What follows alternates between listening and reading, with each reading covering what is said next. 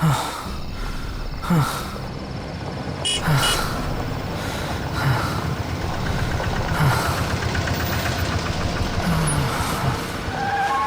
हुआ भाई? अरे क्या हुआ? कोई मदद चाहिए क्या? यार मेरी गाड़ी खराब हो गई है और मुझे ये बॉक्स कहीं पहुंचाना है। हाँ वो तो ठीक है, पर है क्या इसमें? इसमें एक बहुत ही अनमोल चीज है और वक्त पे कहीं पहुंचानी पड़ेगी। मेहरबानी होगी यार तुम्हारी। हाँ हाँ चलो बॉक्स रखो। थोड़ा हाथ लगवाओ। हाँ हाँ। अरे बड़ा भारी है भैया। उठाओ। इतना बड़ा बक्सा।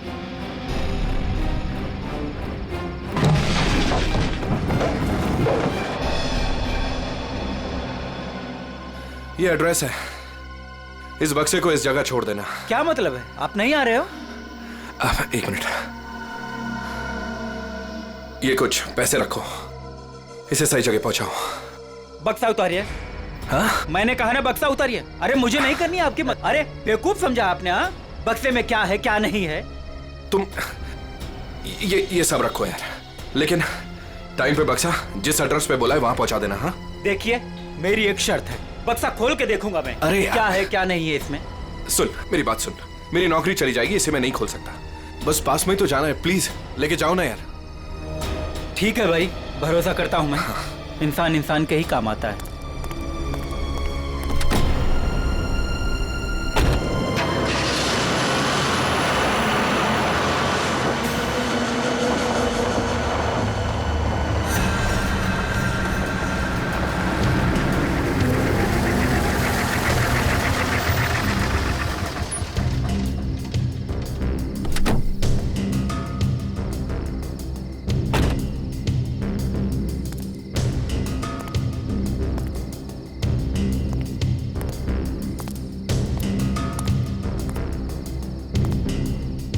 पता तो यही। कैसी चीख! अपने को क्या बक्सा यहीं उतार के चलता।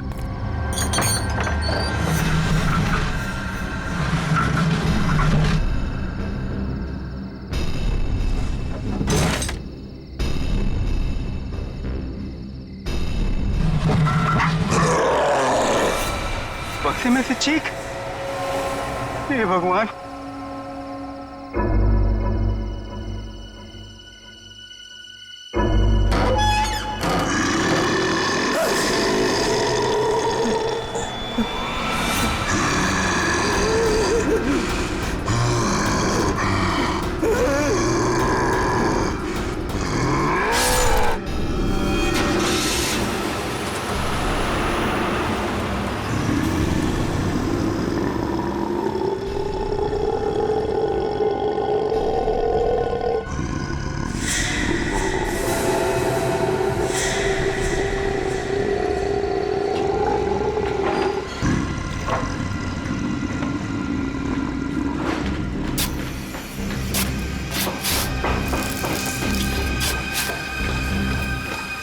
जरा जल्दी जल्दी हाथ पैर चलाओ तुम लोग सब लोग।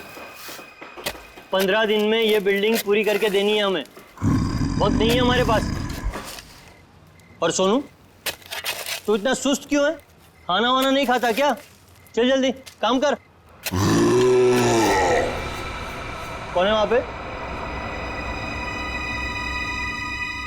मैंने पूछा कौन है वहां पे? अभी तो बिल्डिंग का काम भी खत्म नहीं हुआ है और अभी से बिल्डिंग टूटने लगी। सोनू जरा देख तो।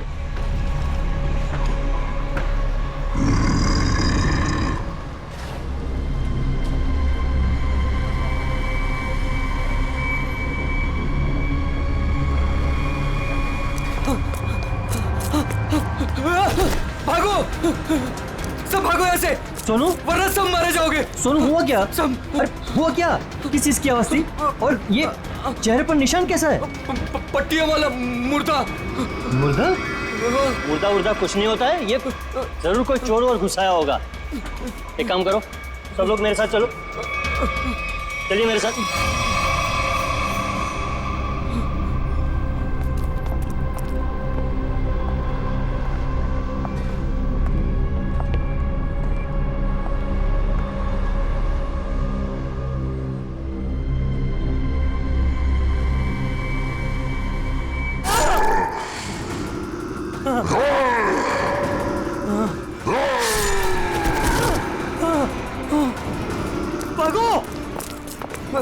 यहाँ से भागो, पट्टियों वाला मुर्दा, भागो।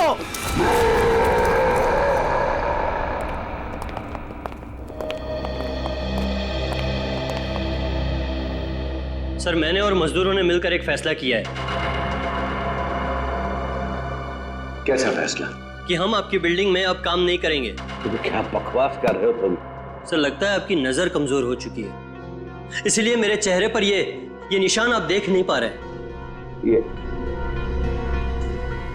हाँ, शराब पी के झगड़ा किया होगा। सर, ये उस आत्मा की देन है जो आपकी बिल्डिंग में है। आत्मा? क्या बकवास कर रहे हो तुम? हाँ? मैं जानता था कि आप मेरी बातों पर विश्वास नहीं करेंगे, इसलिए मैं साथ में सोनू को भी लाया हूं। सोनू,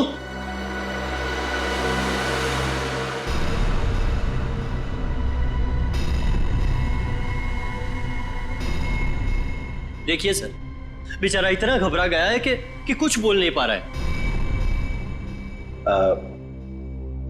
सोनू, ये सब क्या है? साहब, पट्टी वाला मुर्दा और कौन है इधर?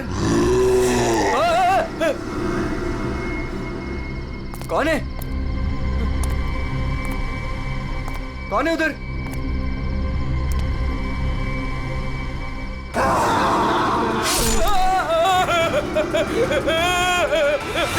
मुझे लगता है कि तुम सब लोग काम कम और नशा ज्यादा करते हो, तभी ऐसी बहकी बहकी बातें कर रहे हो। सर, अगर हमारी बातों पर यकीन ना हो तो कोई दूसरे मजदूर रख के क्यों नहीं देख लेते? जब वो अपनी आप बीती सुनाएंगे तब तो आपको विश्वास हो जाएगा ना। बिल्कुल रख लूंगा। इस शहर में मजदूरों की कोई कमी नहीं है। इस शहर में काम की भी कोई कमी नहीं है।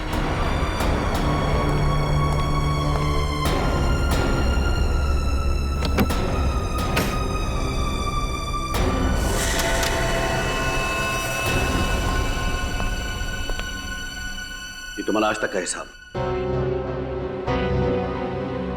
और एक बात याद रखना कि इस बिल्डिंग पर मेरे और मेरे इन्वेस्टर्स के करोड़ों रुपए लगे हैं।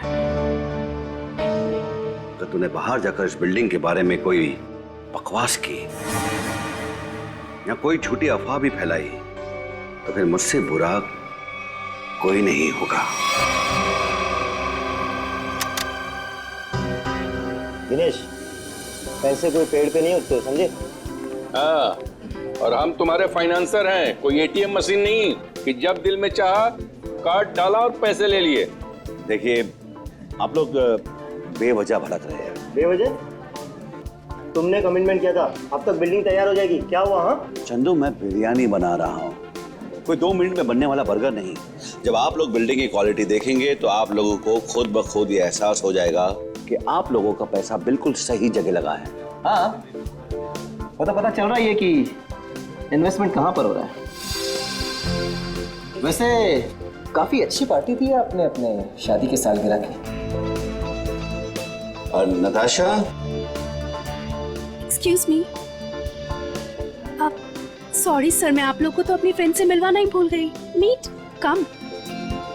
She is Tina, Swati. बस हमें किसी से नहीं मिलना।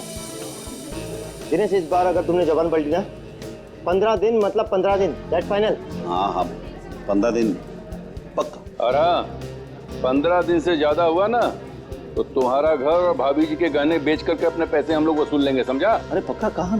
दिनेश सुनो ना। एक्सक्यूज मी, आपकी भाभी बुला रही है, मन से। Excuse me. जल्दी आइए ना। क्या है?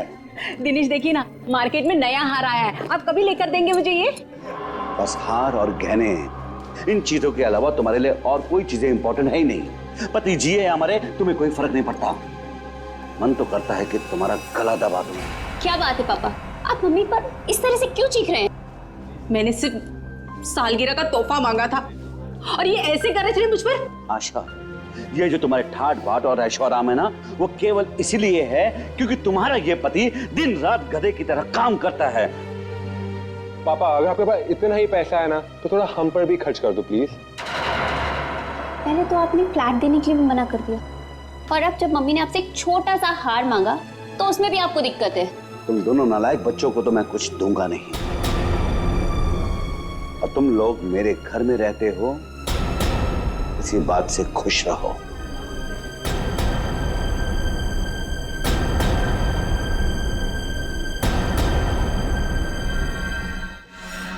नहीं चाहिए मुझे नकली जेवर। जिंदगी भर मुझे नकली जेवर ही दिए हैं। एक छोटा सा हीरे का हार ही तो मांगा था मैंने।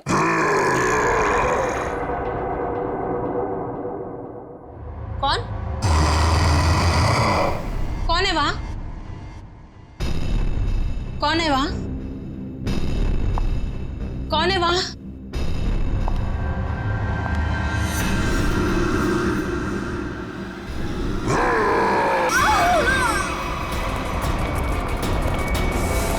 आशा, आशा, आशा, आशा, क्या मम्मी?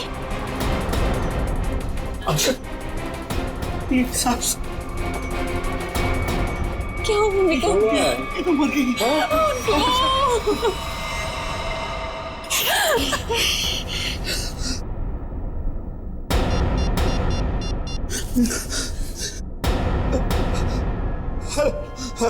Hello, CID.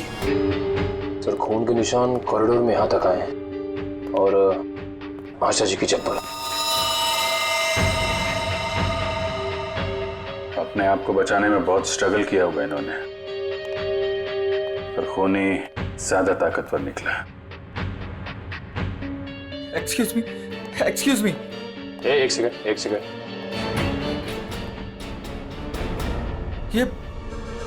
ये सब कैसे हो गया सुलेखा? आज तो इतना शुभ दिन था, शादी के सालगिरह वाले दिन। आपकी तारीफ? जी, मैं सुलेखा का हस्बैंड। अच्छा, तो आशा जी आपकी सास थी। सास ससुर की एनिवर्सरी पार्टी में आप काफी लेट नहीं आ रहे हैं? वो बिजनेस मीटिंग में फंस गया था, इसलिए लेट हो गया। बस अभी पहुंचा हूं। ठीक है, इधर आ जाइए आप। दिनेश जी, आपको किसी पे शक है? कौन कर सकता है ऐसा काम? सर, मेरी वाइफ की किसी से कोई दुश्मनी नहीं थी। सर, मैं यही कह रहा हूँ कि दिनेश ने खुद ही अपनी बीवी का खून करवाया है। सर, हमने इसका झगड़ा सुना था। ये अपनी बीवी से कह रहा था कि मैं तुम्हारा गला दबा दूंगा। पति जिए या मरे, तुम्हें कोई फर्क नहीं पड़ता। मन तो करता है कि तुम्हारा गला दबा दूं। तो बकवास कर रहे लोग। अगर मैंने गुस्से में कुछ कह दिया तो इसका मतलब ये तो नहीं ना कि मैं सचमुच वो कर दूंगा।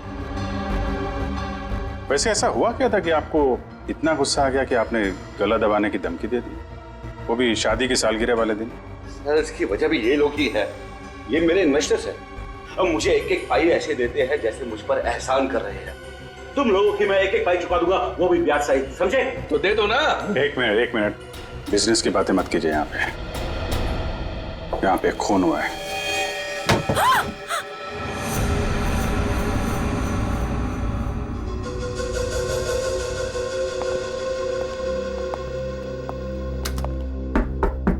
कौन है अंदर? दरवाजा खोलो।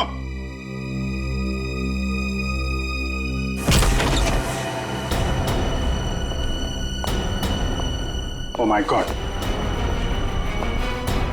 कौन है ये? सुनिए। छोटो, कौन हो तुम हैं? और यहाँ क्यों चुप के बैठी हो? मुर्दा पट्टियों वाला मार डालेगा। सर, डरी हुई है, ऊपर से जख्मी भी। देखो, आप बिल्कुल घबराइए मत। हम लोग सीआईडी से हैं। आपका नाम क्या है? कोमल। कोमल?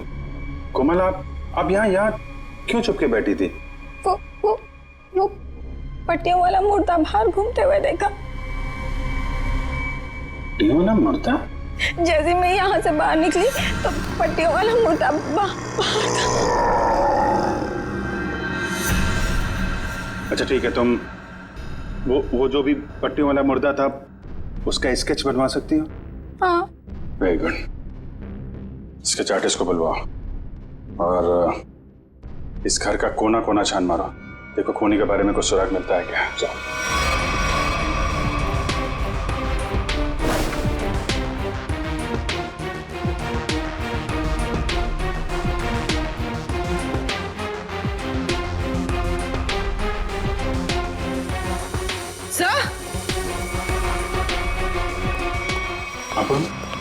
सर, ये पट्टी मिली है। क्या? यहाँ पर। कोमल ने देखा पट्टी वाला मुर्दा, पर यहाँ पे पट्टी का टुकड़ा मिला। सर, स्केच तैयार है। तो ये है वो पट्टी वाला मुर्दा। इस मुर्दे का और इस पट्टी का क्या राज है, जल्द से जल्द पता लगाना होगा। सर वो आदमी गले का हार छीनने के लिए आया था, ऐसा लगता नहीं? बड़ा अजीब तरीका ढूंढा खून करने का यार। हाँ जयवंती, डॉक्टर साहब को जरा स्केच दिखा। ये मम्मी की ड्रेस है। मम्मी मतलब माँ? मम्मी नहीं फ्रेडी, मम्मी। हजारों साल पहले जब इजिप्ट में राजा महाराजा मर जाते थे तो उनकी बॉडी को एम्बाम कर दिया जाता था। अलग अलग तरीके की सीक्रेट्स, दवाइयां, मरहम, बाम वगैरह लगा दिया जाता था उनकी बॉडी पर, और बाद में इन पट्टियों से उसे ढक दिया जाता था। इससे मम्मी सड़ती नहीं थी। मर गए मतलब हजारों साल पुरानी लाश यहाँ पे आ गई और एक के बाद एक खून कर रही है। तो शायद अगला खून तुम्हारा होगा। मेरा हो गया, अब चुपचाप खड़े रहो। और एक बात ध्यान में रखो, मम्मी कभी सड़ती नहीं है और ना मम्मी कभी जिंदा होती है।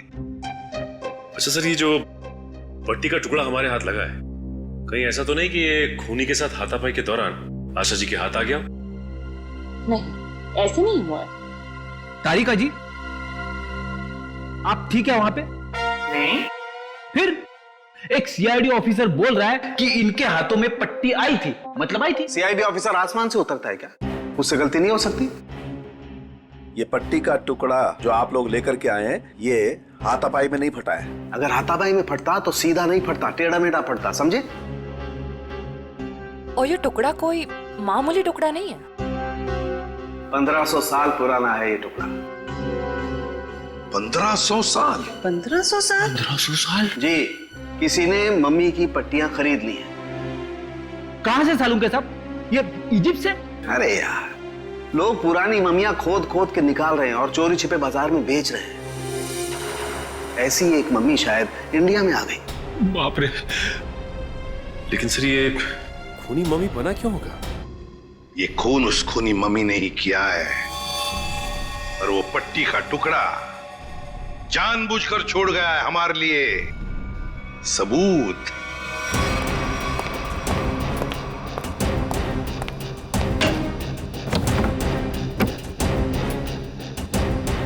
आज तो मैं इस मम्मी का काम तमाम कर दूंगा।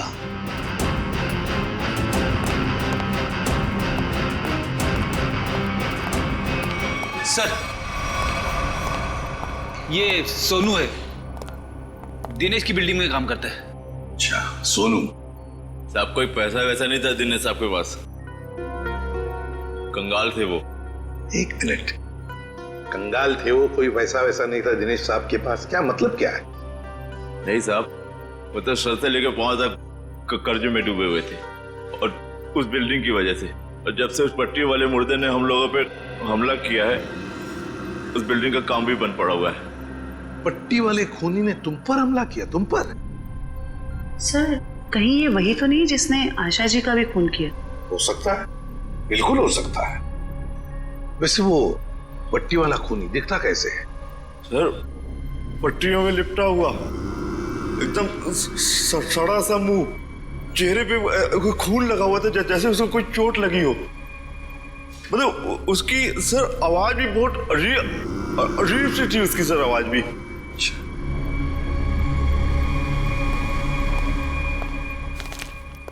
एक मिनट, क्या वो ऐसा दिखता था? हाँ साहब, ये तो था वो। चलो ठीक है, तुम जा सकते हो। अगर जरूरत पड़ी तो हम तुम्हें फिर से बुला लेंगे। सर, ये जो कोई भी आशा जी का खून करने के लिए आया था, या तो पहले से मम्मी बन के आया था, या फिर पार्टी में आने के बाद उसने अपना हुलिया बदला है। सर, काम करते हैं, पार्टी का फुटेज देखते हैं।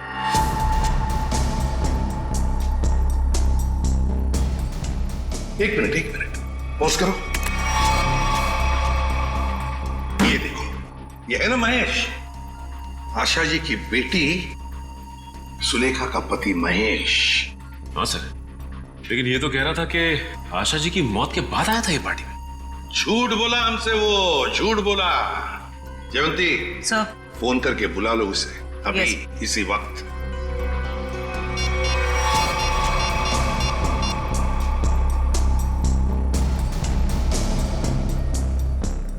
सर, फोन नहीं उठा रहा है। महेश फोन नहीं उठा रहा है। उसकी आधी कारस्तानी तो इसी से समझती है। रेडी, मोबाइल फोन रिकॉर्ड्स निकालो उसके।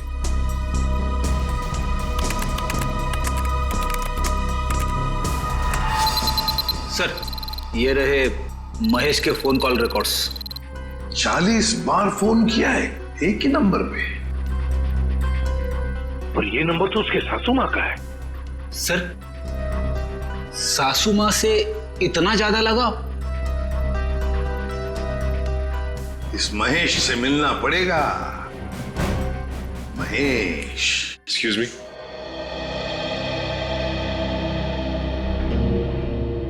क्या महेश घर पे है इस वक्त? नहीं सर, महेश जी तो अभी घर पे नहीं है। लेकिन प्रॉब्लम क्या है सर? देखिए, महेश ने हम सबसे झूठ बोला। जब आपकी मां का खून हुआ उससे पहले ही महेश वहां मौजूद था। आपका मतलब है मेरे पति ने खून किया है? देखिए, हमें उस पर शक है। लेकिन सर वो ऐसा क्यों करेंगे? पैसों के लिए। पैसों के लिए किया होगा उसने। सब पैसों के लिए? लेकिन सारा पैसा तो डैडी के पास है। उन्होंने आज तक माँ को कभी कुछ नहीं दिया। तो फिर महेश जी जो क्यों हत्या करेंगे मेरी मॉम की? अब ये सब कुछ तो हमें महेश ही बताएगा। लेकिन हाँ, अगर महेश आपसे कांटेक्ट करता है तो हमें खबर कीजिए। तो फ्रेडी, इस महेश का मोबाइल ट्रैक करो, सब पता चल जाएगा।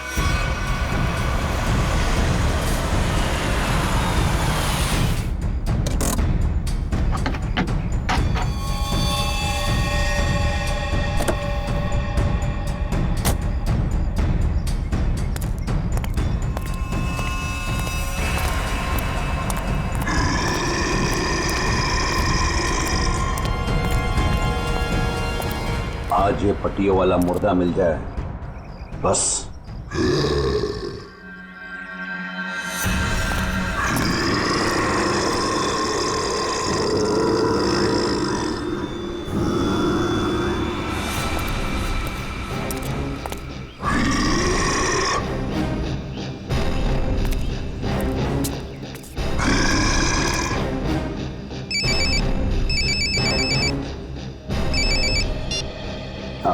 हेलो।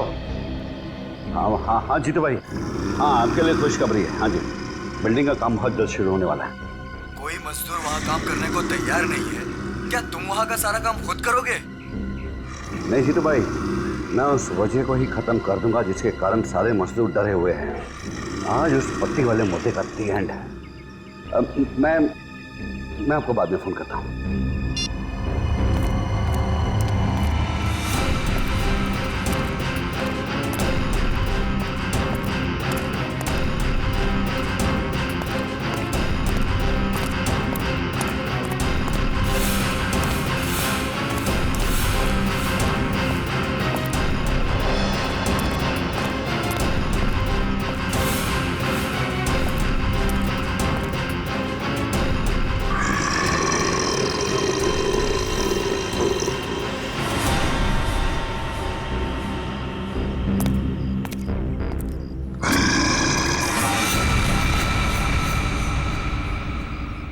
आवाज आई, यहीं से आवाज आई। पट्टियों वाले मुर्दे, आज तू बचेगा नहीं। आज तुझे छोड़ूंगा नहीं मैं। गोली मत चलाना। तो तू ही ये सब कुछ कर रहा है और तूने ही आशा को भी मारा। नहीं, मैं ऐसा क्यों करूंगा? मैंने नहीं मारा। तू यहाँ क्या कर रहा है? मैं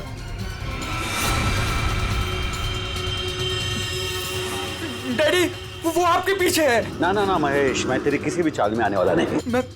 मैं सच कह रहा हूँ, वो पट्टी वाला मुर्दा आपके पीछे ही है।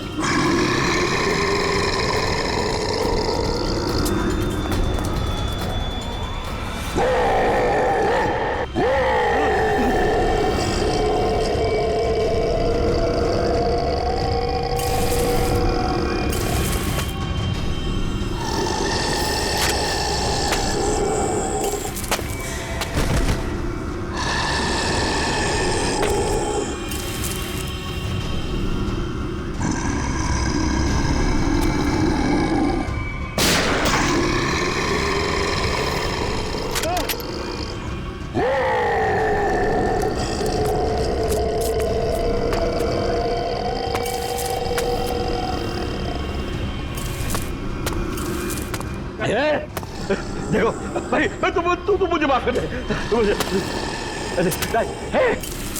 क्यों मेरे पीछे, मेरे पीछे पीछे पीछे कुछ भी नहीं है, देखो।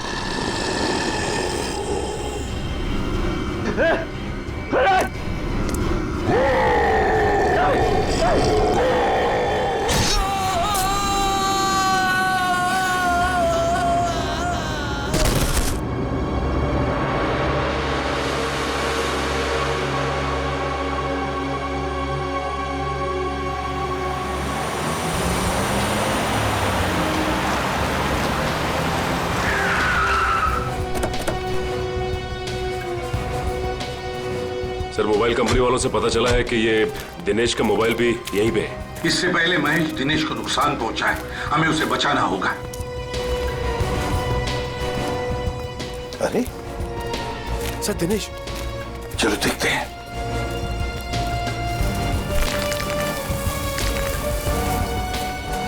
माय गॉड, ये तो जिंदा है। सर जी, जल्दी से एम्बुलेंस बुला, जल्दी। फ्रेडी, जयवंती, देखो आसपास। Yes sir.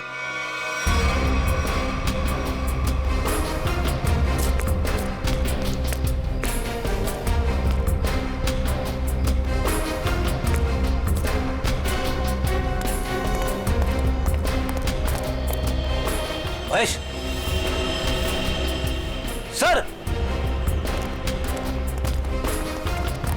हाँ फ्रेडी, क्या हुआ? सर, महेश बेहोश है। महेश, महेश।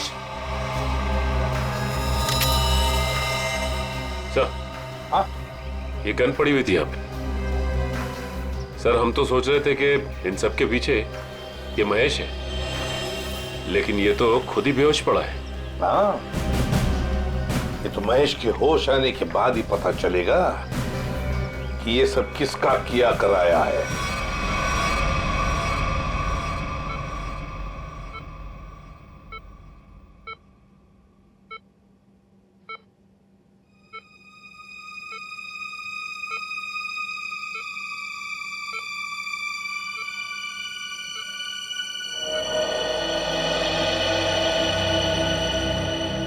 डॉक्टर साहब, अब कैसी तबीयत है मेरे पापा की? फिलहाल इनकी तबीयत नाजुक है, अभी कुछ भी कहना मुश्किल है। 48 घंटे ऑब्जर्वेशन में रखेंगे, फिर देखते हैं क्या करना है। Okay, excuse me. मैं कभी सोच भी नहीं सकती कि मेरा पति इतना घिनौना मुजरिम निकलेगा। पहले तुमने मेरी माँ को मार दिया और अब मेरे पापा पे तुमने हमला किया। ये तुम क्या कह रहे हो सुलेखा? देखो, मैंने ऐसा कुछ भी नहीं किया है। मैं निर्दोष हूँ, बेकसूर हूँ। मैं हर मुजरिम यही कहता है कि उसने कुछ नहीं किया, वो निरपराध है। लेकिन सारे सबूत उसी आदमी की तरफ उंगली उठाकर कह रहे हैं कि ये इस आदमी ने किया है, और वो आदमी है तुम। लेकिन सर, आपके पास ऐसा कौन सा सबूत है जो ये साबित करता है कि खून मैंने किया है? एक हो तो बताए। सबसे पहले तो तुमने हमसे झूठ बोला कि तुम पार्टी में देर से गए, लेकिन सीसीटीवी फुटेज साफ साफ दिखा रही है कि तुम पार्टी में पहले ही मौजूद थे, आशा जी की मौत से पहले। सबूत नंबर 2, 3 दिनों में 40 फोन किए तुमने आशा जी को, जबकि तुम उन्हीं के घर में रहते थे। इतने सारे फोन कॉल करने की वजह? और जिस वक्त क्राइम सीन पर दिनेश जी मिले, उस वक्त सिर्फ एक ही आदमी मौजूद था, वो तुम थे। मैं डर गया था सर, डर गया था। दरअसल बात यह है सर कि मैं नया बिजनेस चालू करना चाहता हूँ, और जिसके लिए मुझे पैसों की जरूरत थी, और मैं चाहता था कि वो पैसे मुझे सासू माँ जी दे दे। बस सर, इसीलिए मैं उन्हें बार बार कॉल कर रहा था, और कोई वजह नहीं है सर। तो इनके कहने का मतलब है कि ये पार्टी में पैसे मांगने के लिए गए थे आशा जी से, है ना? हाँ सर, उस दिन मैंने देखा कि ये लोग बिजनेस के लिए मुझे पैसा नहीं दे रहे, और सासू माँ को लाखों करोड़ों के गहने दिए जा रहे। और तुमने गुस्से में आकर मार डाला आशा जी को? नहीं, मैंने उन्हें नहीं मारा। मैंने कहा ना, मैं उनसे पार्टी में बात करने ही गया था, पर मेरे बात करने से पहले ही उनका मर्डर हो चुका था। नहीं महेश जी, कौन विश्वास करेगा तुम्हारी इन बातों पर? पहले तुमने आशा जी को मारा, फिर दिनेश जी के पीछे पड़े, और वो भी कहां पर? अंडर कंस्ट्रक्शन बिल्डिंग में। वाह! ये गलत इल्जाम है। मैं वहां पर उनसे भी बात करने गया था, मैंने नहीं मारा। ऑफिस में नहीं जा सकते थे, घर में नहीं जा सकते थे? उनसे बात करने में ऑफिस से गया था, पर जब मैं ऑफिस पहुंचा सर तो वो निकल चुके थे अपनी साइट पे सर, इसीलिए मैं साइट पर चला गया। पर जब मैं साइट पर गया तो सर मैंने देखा कि एक पट्टी वाले मुर्गे ने उन्हें धक्का दे दिया वहां से सर। आशा जी और दिनेश जी पर मम्मी ने हमला किया? हाँ सर। पंकज, ये तो उस आदमी ने किया है जो दुनिया को दिखाना चाहता है कि ये किसी इजिप्शियन मम्मी ने खून किया है। पर वो हमारे परिवार के पीछे क्यों पड़ा है? डॉक्टर साहब कह रहे थे ना कि इस तरह की पुरानी और महंगी पट्टियां आसानी से नहीं मिलती। सचिन, सेंट्रल स्टेट लेबोरेटरी से पता लगाएंगे कि पट्टियां कहां से और कैसे मिली है। मैं ACID से आपसे मिलना चाहती हूँ। डॉक्टर चारू आप ही? हाँ, मैंने ही आपको फोन किया था। डॉक्टर चारू, इस पट्टी को पहचानती हैं? ओह माय गॉड, ये पट्टी आपको कहाँ से मिली? ये पट्टी तो हमारे लैब से चुराई गई थी। इस सिलसिले में एक डॉक्टर को काम से भी निकाल दिया गया। आइए। इन्हें काम से निकाल दिया गया। इन्होंने पट्टियां चोरी की या नहीं ये तो मालूम नहीं, लेकिन इन मम्मीज की देखरेख यही करते थे। और हाँ सर, उनकी एक पर्सनल असिस्टेंट भी थी।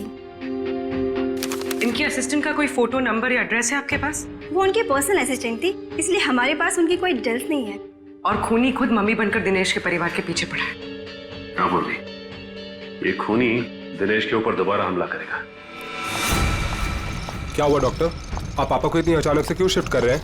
देखिए, इनकी हालत पहले से ज्यादा बिगड़ गई है। अगर इन्हें आरजे हॉस्पिटल भर्ती नहीं कराया गया तो इनका बचना मुश्किल हो जाएगा।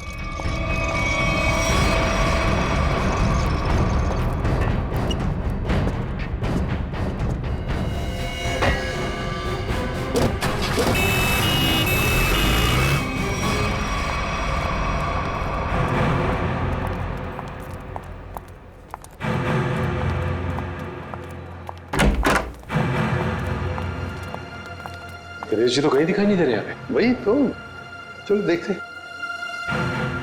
अरे डॉक्टर साहब। हाँ जी। ये पेशेंट मिस्टर दिनेश का है? हाँ जी, उनको तो डिस्चार्ज दे दिया है। क्या मतलब तबीयत सुधर गई थी उनकी? नहीं, तबीयत तो नाजुक ही थी, पर उनके परिवार वालों को शायद भरोसा नहीं था कि उनका यहाँ अच्छा इलाज होगा। तो उन्होंने दूसरे डॉक्टर को फोन किया और वो यहाँ से दूसरे हॉस्पिटल ले गए। कौन से hospital? RJ hospital. RJ hospital, उसका नंबर तो होगा ना यहाँ पर? हाँ जी, रिसेप्शन पे होगा। चलिए आइए बात करा देता हूँ।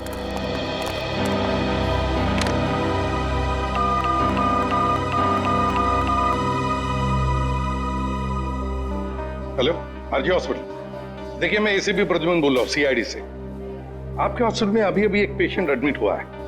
दिनेश नाम है उनका। नहीं हुआ है?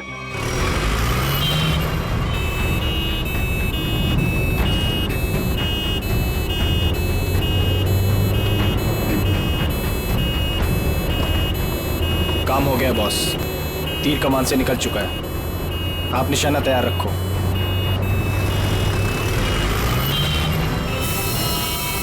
अरे धुआं? धुआं कहाँ से आ रहा है? अरे गाड़ी रोको, गाड़ी रोको, गाड़ी रोको।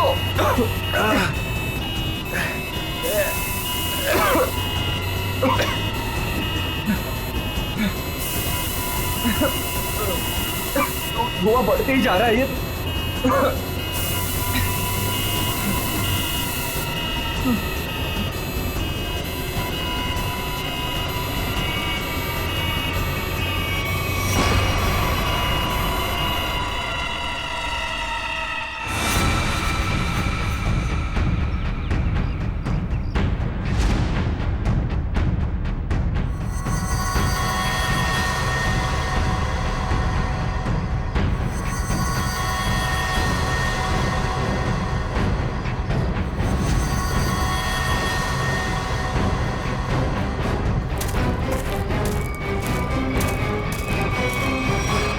क्यों, अब तुम्हारे जीवन का मकसद पूरा हो गया? हाँ, पिछले 10 साल से मैं इसी दिन के तो सपने देखती आई हूँ, और देखो आज मेरा सपना पूरा हो गया। नहीं नहीं, सीआईडी के रहते अपराधियों के सपने कभी पूरे नहीं होते। सीआईडी? क्यों डॉक्टर ज्ञान? पेशा डॉक्टर का और काम एक अपराधी का। अबे देख क्या रहे हो? उड़ाओ इन सीआईडी वालों को।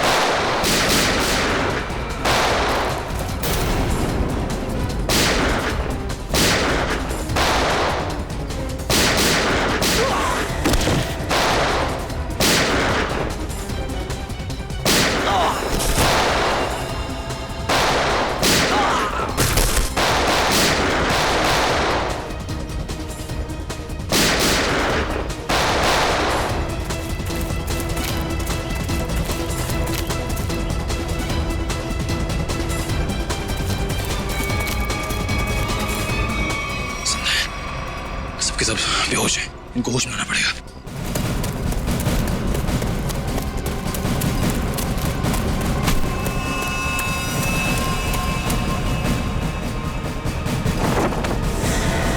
तुम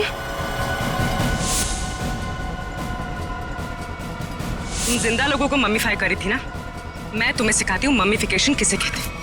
अपराधियों को मम्मीज बनाने का काम हम करते हैं। मैं दिनेश की सेक्रेटरी सिर्फ इसलिए बनी ताकि इससे अपने भाई के मौत का बदला ले सकूं, और इसलिए मैंने मम्मी बनकर इसकी बिल्डिंग में काम करने वाले लोगों पर हमला किया ताकि मम्मी की अफवाह फैल जाए। तुम कुणाल की बहन हो? नाम मत लो अपनी गंदी जबान से मेरे भाई का। एक वक्त था जब वो तुम्हारा सबसे करीबी दोस्त था, और तुमने क्या किया? दोनों साथ गए थे ना विदेश पैसा कमाने के लिए। सर इसको सहयोग से एक मम्मी मिली, और मेरा भाई चाहता था कि वो ये मम्मी वहां की देश की सरकार को सौंप दे, लेकिन ये दिनेश उसे ग्रे मार्केट में बेचना चाहता था। सर ऐसा सर।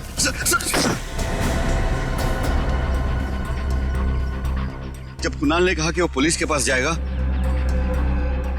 तो मैंने उसे मारकर जमीन में गाड़ दिया और मम्मी बेचकर अमीर बन गया।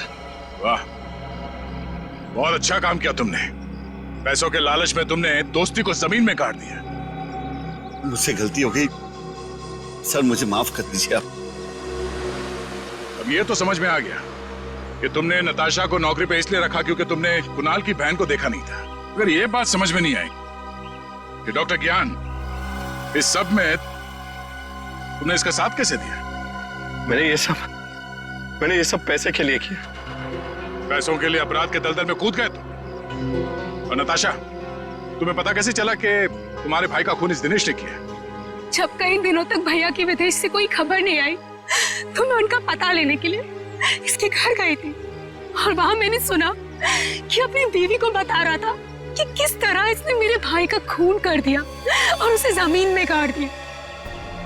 आशा ये सब पहले से जानती थी, और इसलिए मुझे उसको मारने का कोई पछतावा नहीं है। पछतावा होगा, तुम सबको बहुत पछतावा होगा जब कानून तुम्हें कड़ी से कड़ी सजा सुनाएगा, चाहे फांसी।